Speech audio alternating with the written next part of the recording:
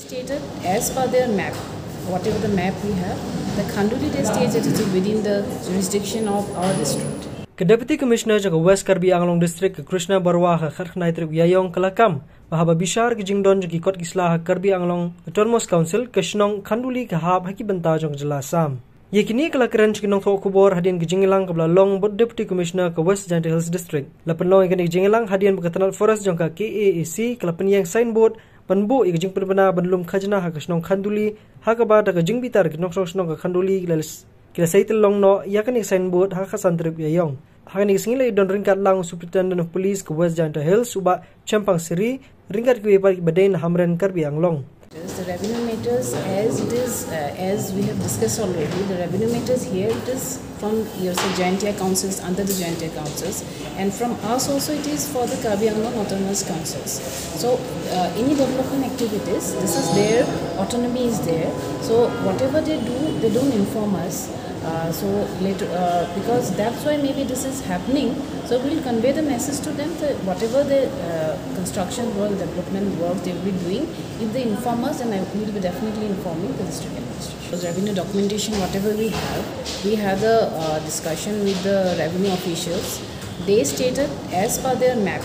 whatever the map we have, the Khanduli they stated it is within the jurisdiction of our district. This kind of situations do not arise in future, then we can have a peaceful situation out there, because people over there are very simple. Okay, they don't want any kind of disturbance, but whatever happens, a third party comes out, then they incites the people, then it happens. So basically we will be having more coordination with the grassroots level, say all from the grassroots level, from the police administration and from us. We already have a very close relations with everyone, but the main thing happens, say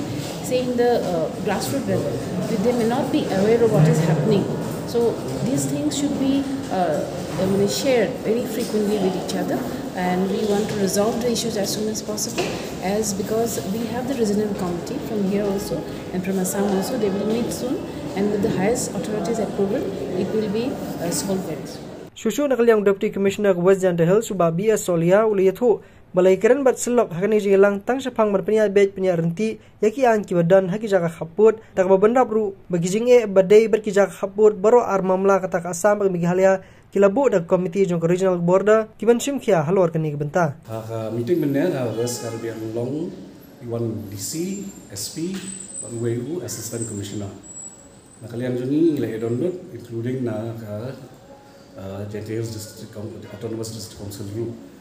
di ka gila sim ke rai dan keren kebong ba